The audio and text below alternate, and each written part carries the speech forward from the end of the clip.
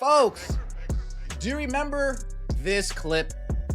The clip heard around the world. The clip that will be following Angel Reese for the rest of her career. As long as her games don't sell out, as long as her games don't attract a good number of celebrities, as long as her games don't have any type of viewership motion, for lack of better terms, as long as all those three facts remain the same, this clip is going to follow her forever. Ever noticed how the boldest statements often crumble when faced with even the simplest questions? That's exactly what happened when a Chicago Sky reporter asked Angel Reese to explain her confident claim from last season. "People watch women's basketball because of me too." Her two-word reply quickly went viral, but not in a good way. Awkward moment in just a bit, but the real story is in the numbers. Is Angel Reese truly the reason fans are tuning in, or has she been riding Caitlyn Clark's wave all along? This might just be a classic case of saying too much too soon. A reminder not to make bold claims you can't back up. If you're Team Clark, drop a baby goat over baby giraffe in the comments. Let's get into it. It's been so long since I've seen this clip, I forgot how arrogant Angel Reese sounded. I forgot how full of herself Angel Reese sounded. I forgot not only how nasty she sounded, the nasty facial expressions coinciding with her answer. You can see it clear as day. It's written on her face. She's disgusted that she's not getting the credit that she deserves. Remember when Angel Reese confidently told the world, "People watch women's basketball because of me too"? Well, that bold claim from last season just collided with reality, and the impact was hard to miss. Looks like the phrase "reality is coming" might have been more fitting for Angel herself. Sorry, young lady. Nobody knows who you are. Nobody would be watching the WNBA additionally for you. This is all about Caitlyn Clark. Caitlyn Clark is bringing the money to the game, the planes to the game, the TV viewership. The WNBA is on fire because of Caitlyn Clark. At the peak of her rivalry with Caitlyn Clark, Angel Reese didn't just present herself as a top-tier player. She positioned herself as a major driver of viewership.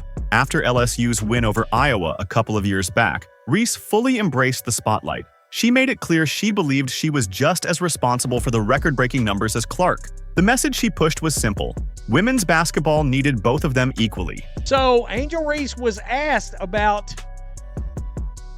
this exact statement, and she decided to duck it. Fast forward to a recent Chicago Sky press conference at the start of the 2025 season. A reporter brought up that bold statement and asked Reese directly if she still believed people were watching women's basketball because of her too.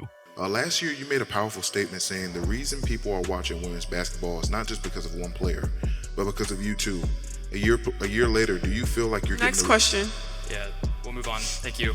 Move on to Zoom. Her response? Just two uncomfortable words. Next question. The room instantly felt the tension. No explanation, no defense, no stats to support her earlier claim. Just a quick deflection that said more than any long-winded answer ever could. Now, keep in mind, whoever asked this, and there's people clowning the person that asked this, it was her statement going during the basketball season from last year, and the person's asking for her current feelings on said statement, her own statement. She pulled a next question. She ducked that. She duck goose that right out of existence. That moment wasn't just awkward, it was telling. Faced with her own bold words, Reese had nothing to back them up, and really, how could she? The numbers paint a completely different picture than the one she pushed last year. The Chicago Sky averaged just 8,000 fans per home game. Meanwhile, the Indiana Fever, every single game at Gainbridge Fieldhouse was a sellout, packing in over 17,000 fans night after night. She talked about sold-out arenas. What arenas are selling out that Caitlyn Clark isn't playing in? I need to know. I need to know. But the Las Vegas Aces. No, the Las Vegas Aces sell out their season tickets. Tell me somebody who's selling out every damn place they go that's not named Caitlyn Clark. Tell me somebody who's attracting celebrities, numerous celebrities everywhere they go, not named Now jump to this year. Let's talk about Reese's preseason homecoming game at LSU, the very place where she won a championship and built her brand. You'd expect a huge turnout, right? Instead, only about 6,000 fans showed up at the Pete Maravich Assembly Center, which holds over 13,000. Not even half full for the return of their hometown star. That's hardly the kind of crowd you'd expect if she were truly the draw she claims to be. Her statements from last year, that's from a circus. That was a clown show statement to have made about watching for us and blah, blah, blah, blah, blah. It gets even more revealing when you look at her other preseason games. The Chicago Sky's home matchup against the Minnesota Lynx brought in just 4,600 fans, not even enough to fill half a typical arena. Another game, this time in Minnesota, saw only 7,600 in attendance. And let's be real, most of those fans were there for the home team Lynx. These aren't the numbers of someone leading a basketball revolution. They're standard WNBA attendance figures. Nothing more. We're going to find out very quickly who amongst the Chicago Sky fans are really and truly basketball fans, or are they Angel Reese, the content creator fans? Because, and you got some of those folks obviously tuning in for basketball, but is it because of Angel Reese or for the best interest of the Chicago Sky team and you want to see them win ball games? The pattern couldn't be clearer. Game after game, the empty seats speak louder than any press quote. It's a story Angel Reese doesn't seem ready to confront. After the underwhelming turnout at the LSU game, her mother even jumped in on social media, trying to do a little damage control. Angel Reese's mom taking to X to tweet this after all of the hullabaloo about Caitlyn Clark and the high ratings. She says, that certain fan base looking in the stands celebrating attendance while others are looking up in the rafters celebrating championship banners. We ain't the same. Different year, same haters. Have a great day. Well, all right. It is a different year, and it is the same haters, but I think you're calling yourself out, Mama Reese. The defensive tone says it all. When you can't win with facts, you attack those pointing them out. That next question moment wasn't just Reese dodging a tough reporter. It was her sidestepping the uncomfortable truth about her real impact on attendance. She made a claim she can't back up, and now the receipts are in. These numbers don't need any spin. They speak for themselves, showing that something just doesn't add up. And believe me, these attendance figures will look even worse once we compare them to Caitlyn Clark and the Indiana Fever. The numbers from Reese's games reveal a harsh reality she's not ready to face. Talking about being a draw and actually being one are two very different things. And said next question, so she doesn't want to take responsibility for her own words. While Reese dodges questions about her impact, Caitlyn Clark doesn't have to say a single word. The numbers tell a story so clear, it's almost embarrassing for anyone who's tried to compare themselves to her. Angel Reese voluntarily went on a, quote, they're watching for me too, and I want y'all to realize that rant, because she wanted that attention. She created the drama, asking her about her comment as we enter a new season is perfectly normal and not stirring things up. Absolutely. Remember Clark's homecoming game at Carver Hawkeye Arena?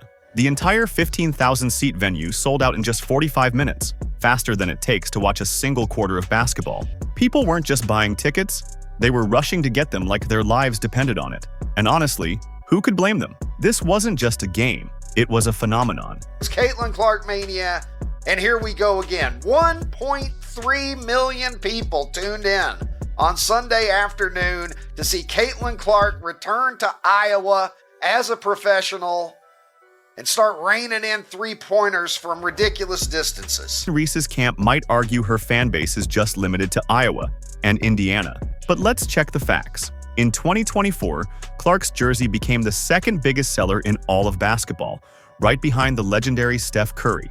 Reese, not even in the top 10. Clark is the only WNBA player on that list. Think about it. Caitlyn is outselling NBA veterans with multiple championships, including LeBron James. Analysts even say she's on track to claim second place in all-time WNBA jersey sales during just her sophomore season. These numbers aren't just impressive, they're making history. What about viewership? Tell me everybody who's getting consistently over 1 million views on their basketball games not named Caitlyn. Oh, okay. And then Angel Reese goes into, I'll be happy to play the villain role. I'll be happy to play the villain, but don't be mean to me. Don't be mean to me. But I'll be happy to play the villain role. Want to see the contrast get even sharper? Take a look at the ticket prices for preseason games. Yes, preseason games, featuring Clark. They average over $600 per ticket. That's no typo. More than $600 just to watch an exhibition game. Those numbers would make even some NBA teams envious. In fact, that average is the highest ever recorded for any basketball game at any level, men's or women's college included. Clark didn't just break records, she completely shattered them. Angel Reese, why are we next? This guy set you up perfectly to give an answer of you being full of yourself. Oh, I'm so glad you asked that. They are only watching because of me too. They only know that other girl because of me too. They only go to her games instead of my games because of me too. They only watch all of her games instead of watching all of my games because of me too. She's the #1 jersey seller in the WNBA. Why? Because of me too. That's why. Time Magazine Sports, because of me. Everything Caitlyn Clark has is because of me.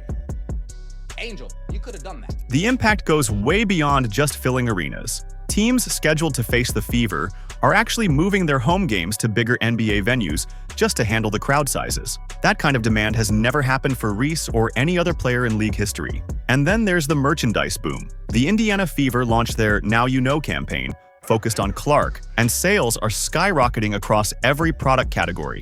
They even released a tour-style t-shirt that says, "Every game is a home game," highlighting how Clark attracts fans no matter where she plays. The campaign leaves no doubt the Fever have become a must-watch franchise, and everyone knows exactly why. I saw this thread on Twitter. I was shocked by it. I was pleasantly shocked and surprised. I thought it was so cool and so savage. Perhaps the most striking proof of all, this season, the Fever will have 41 out of 44 games broadcast nationally. That's 93% of their schedule. To put that in perspective, that's even more national coverage than the Los Angeles Lakers, who had 39 nationally televised games. When a WNBA team gets more TV exposure than one of the NBA's biggest franchises, you know something remarkable is happening. This unprecedented level of coverage isn't because TV execs are just fans of Clark. It's because viewers actually tune in when she plays. Networks chase money, and money follows viewership. It's that straightforward. The WNBA gets it too, which is why their latest commercial prominently features Clark. They're doubling down on what works. Of course, we have the Indiana Fever being that premier team in the WNBA. They are the team that has the most fans. Like they said, every away game turns into a home game. Like they know that they have that fan base. The story told by attendance numbers, merchandise sales, and TV coverage reveals one undeniable truth. Caitlyn Clark is the powerhouse behind the WNBA's current surge in popularity. She's not just an exceptional player. She's reshaping the financial landscape of an entire professional sports league. The contrast couldn't be clearer. One player makes bold claims about her influence, but then dodges when asked for proof. The other quietly changes the game with measurable, undeniable results. One avoids tough questions. The other answers critics with sold-out arenas and record-breaking stats. This isn't about opinions anymore. It's not about who you like better or who plays better. It's about cold, hard facts. And those facts show exactly who's truly driving women's basketball forward. Here we have today, basically clapping back at all of that and proving that they know that they are the moment, they are the Showtime team, they are the biggest team currently in the WNBA. This kind of stuff is not only good for the Indiana Fever, it's good for the entire WNBA. The Fever didn't just draft Caitlyn Clark last year and hope for the best. They built an entire organizational strategy around her, showing they understand something fundamental. Star power needs real commitment, both on and off the court. Meanwhile, the Chicago Sky seem uncertain about what Angel Reese represents. Is she the future, just another player, a marketing asset, or the team's class clown? Indiana, on the other hand, has gone all in with a clear win-now mentality. They've surrounded Clark with experienced veterans like Sophie Cunningham, Dana Bonner, and Natasha Howard. These aren't random additions. They're calculated moves to create an environment where Clark can thrive immediately. Cunningham even compared Clark to a young Diana Taurasi, saying her game is spicier, flashier, and somehow even more dangerous. That's not just teammate praise, it's recognition of true star power from someone who knows what that looks like. The Fever understood something critical. Drafting a superstar isn't enough. You have to build around them. I think anytime you play with the GOAT of our team or the GOAT of our game, you're going to learn a lot. You have to be ready for the ball, head on a swivel at all times. And the way that she throws the ball is a lot how DT threw it. I think this is just the younger version of her, so she has a little bit more energy, a little bit more spunk. I miss DT in her prime, but it doesn't mean she wasn't great when I played with her. But honestly, at the end of the day, everybody can shoot, right? If you're cutting and you're open, you're going to get the ball. And so you just have to be ready for that. And I'm excited for that. And I think you'll see 1 through 5 is interchangeable. And so you'll see the 5 bring the ball down. So it's going to be a little different for other teams to play defense against us as well. This strategic approach highlights the clear gap between the Fever and Sky organizations. The Fever understand that real star power needs solid organizational backing and on-court success. You can't just plaster a player's face on billboards and expect attendance to explode. Winning games, building chemistry, and creating a team fans want to rally behind. That's what drives true momentum. By adding seasoned veterans alongside young stars like Aaliyah Boston, Lexi Hull, and Kelsey Mitchell, Indiana has crafted a perfectly balanced roster built to compete immediately, not just sell tickets. The message is loud and clear. They're not waiting 3 years to be good. They're aiming to win right now. That's how you seize momentum, giving fans more than just one player to cheer for. In sharp contrast, Chicago's approach with Reese feels uncertain and passive. The Sky haven't decided if she's the cornerstone of their future or simply another player. There's no clear vision for how Reese fits into their long-term plans, and no bold moves to surround her with complementary talent. It's the difference between a franchise with a clear direction and one just reacting to circumstances. Did Caitlyn Clark make Angel Reese point at the ring finger back at LSU? Did Caitlyn Clark make Angel Reese hop up off the bench like a member of Cobra Kai when Kennedy Carter cheap-shotted Caitlyn? Does Caitlyn Clark make Angel Reese complain about everything? She can't afford to pay her rent. She can't do this. She can't do that. A lot of whining. But then all of the narcissistic comments at the same time, and maybe she comes by it honest. The Fever's commitment goes far beyond just building their roster. They've upgraded facilities, ramped up marketing efforts, and fully embraced their role as the WNBA's new centerpiece franchise. They get that maximizing Caitlyn Clark's impact means taking a comprehensive approach that touches every part of the organization. What's especially impressive is how fast this all happened. In just 1 year, Indiana went from an afterthought to the most talked-about team in the league. They transformed from lottery regulars into a must-see TV franchise. That kind of turnaround doesn't come by chance. It's the result of careful strategic planning and total organizational alignment around a clear, central vision. We're not here to chase greatness. We're here to claim it. Our ambitions don't fit into headlines or highlight reels. So if you thought we arrived, 2 more for Boston. now you know. We're not here for the moment. We're here for the takeover. The Fever's approach proves that real star power combined with smart organizational strategy is a winning formula, both on the court and at the box office. You can't separate the two. The teams that succeed don't just draft stars. They build ecosystems where those stars can truly thrive. While Reese struggles to back up her bold claims with results, Clark and the Fever are showing that actions speak louder than words when it comes to creating a basketball phenomenon. Clark hasn't needed to say she's a draw. The Fever built an entire strategy around that truth, and the results speak for themselves. The contrast couldn't be clearer. One player talks about her impact, while another quietly transforms an entire league. One team appears unsure about their direction, while the other commits fully to a clear vision. These differences go beyond the players. They come down to organizational philosophy, strategic thinking, and a deep understanding of what it takes to turn star power into sustained success. May the 17th in Indianapolis, Indiana, when the season is going to be kicked off with the Ali Frazier of our generation. Caitlyn Clark hosting the Chicago Sky and Angel Reese. The Indiana Fever at Gamebridge Fieldhouse in Indianapolis. The truth is crystal clear now.